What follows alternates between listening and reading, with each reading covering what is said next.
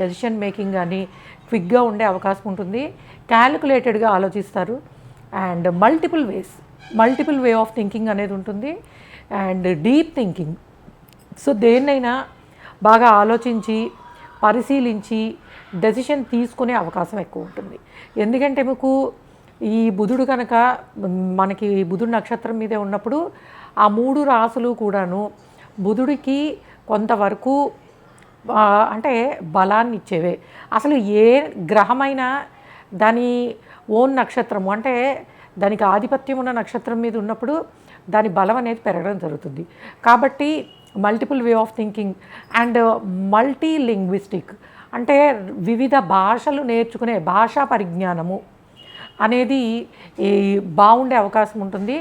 Very good speakers, emotionally కానీ ఇది కానీ మంచి స్పీకర్స్ అవ్వడానికి అవకాశం ఉంటుంది. సో కాబట్టి బుధుడు